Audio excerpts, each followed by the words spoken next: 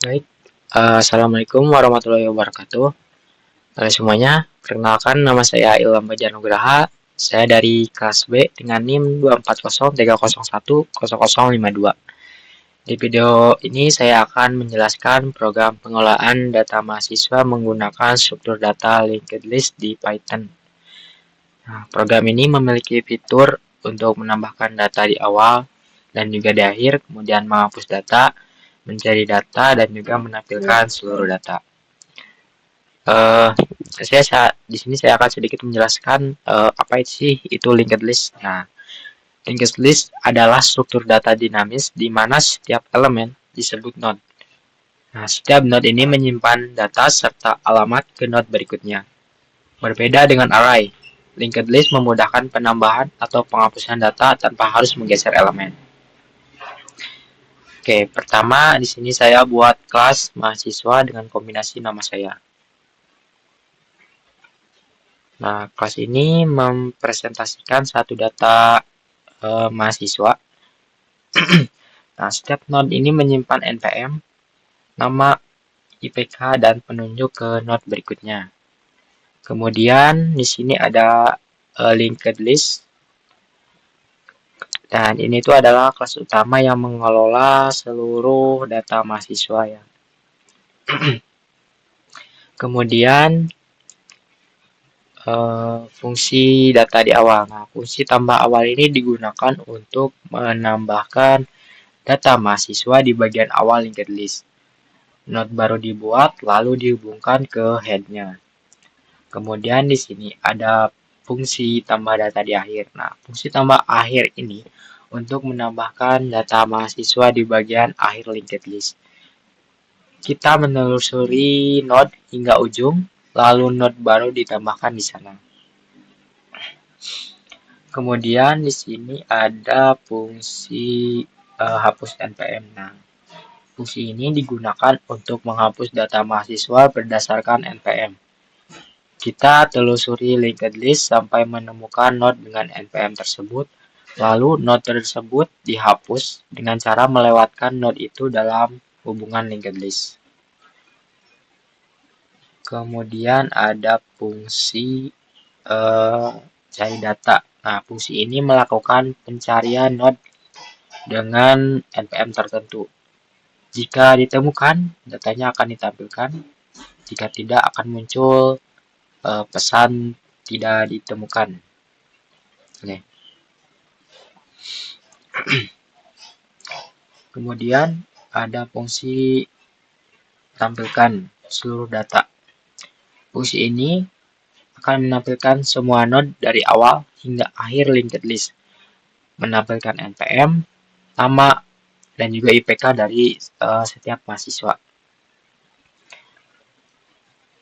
Di sini ada programnya. Kita langsung coba run.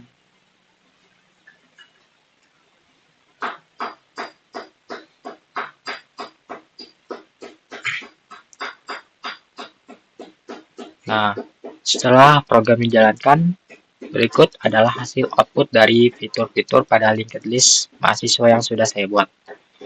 Pertama, saya menambahkan data mahasiswa ke dalam linked list. Nah, data pertama di sini ada mahasiswa bernama Budi.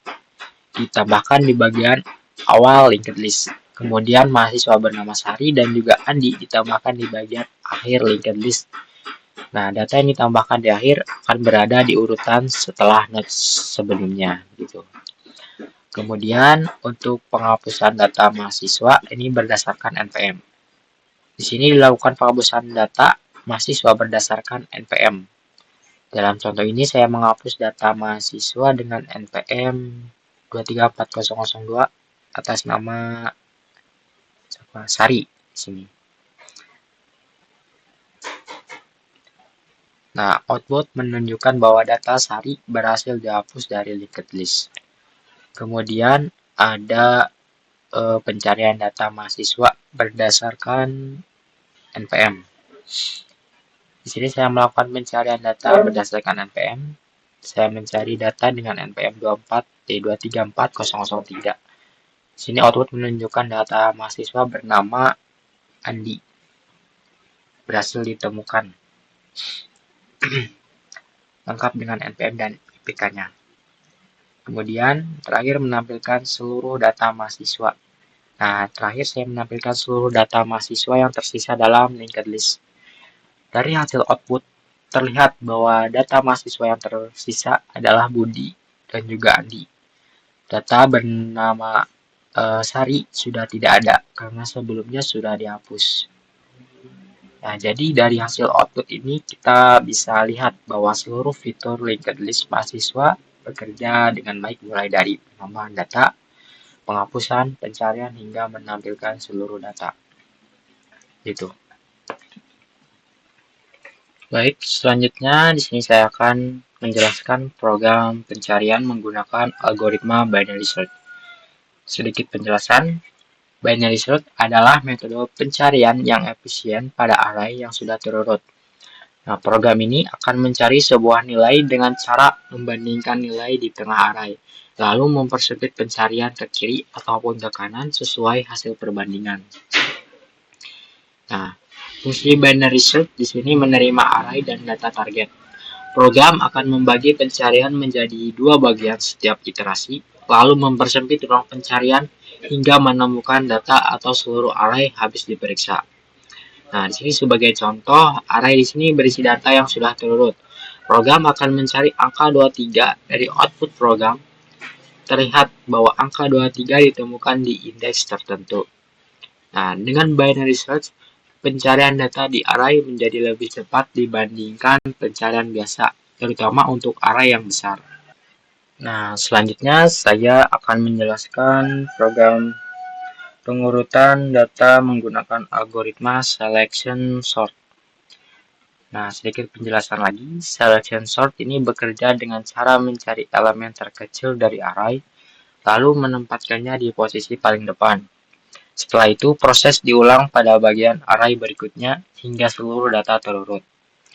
Nah, pada fungsi selection sort ini saya gunakan dua perulangan. Perulangan pertama untuk menandai posisi yang akan diisi data terkecil.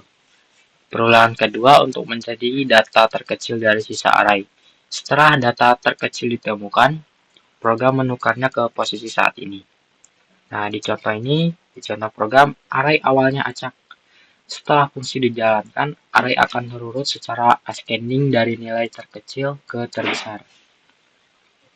Dengan algoritma selection sort, meskipun tidak secepat algoritma lainnya seperti quicksort, pengurutan data tetap sederhana dan mudah dipahami.